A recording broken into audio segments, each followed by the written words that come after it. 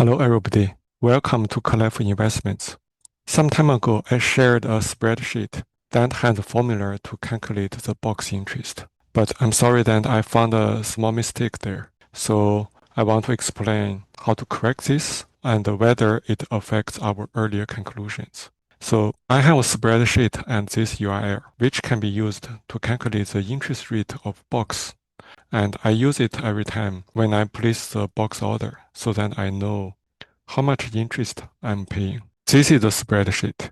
And for you, this is read only, it's comment only. You can make a copy so that you can use it yourself. I made a mistake in this column, the effective annual rate of the box with commission. And if you double click, now I have fixed it. Basically, I converted the number of days using AE2. But in my earlier version, I used the Q2, which is the treasury days to expire. So if you compare those two columns, 60, 64. 60 is the number of days the treasury bill gonna expire, and 64 is the number of days the option expires. They're close, but they are not the same. So I was using the wrong value, now fixed. And please fix this on your spreadsheet as well. Okay, so once you fix it, you may wonder whether our earlier conclusions based on those numbers gonna change. So by looking at all the interest rates of the box that I placed with my money, I got some conclusions. So first is the 30-day box is way too expensive. It either has too high slippage or its commission is too high because you have to renew it so many times to get the annual rate. So it's not worth to do the 30-day box. And in general, when we use a longer term box, the interest rate of the box becomes closer to the treasury rate. If we measure the difference using their absolute value, there is often a 0.5 to 0.8% of difference, which means the interest rate of the box is about 0.5% higher than the treasury rate. And also, 3 months and 6 months box are good values that you can use. So now, let's use a new value to see whether the trend is different. Okay, so this is the old value, where these are the box charts of the interest rate difference. The chart on the left is absolute difference, and the chart on the right is the relative difference.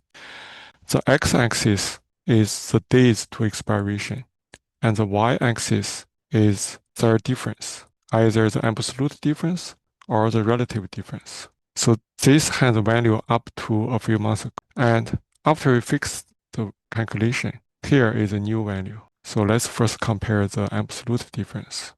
So we can see the biggest difference are the 60 days and the 2 years, where they were very high, now they become much lower. And in general, the trend still goes down as the days to expiration increase. If you look at the relative difference, they're in similar trend. It's a downward trend. The value doesn't change that much. And the biggest difference, of course, is in the 2 months and the 2 year value. Okay. And if we only look at the last year's data since 2025, let's compare this. So now the picture on the right is the absolute difference, but only using the value from 2025. So it has less value. There's no 2 months data. But for other values, you can see it's much narrower, and you still see the same trend. The median value is about the same as before. Let's switch to the relative difference. You can also see that they are more narrow than the old formula.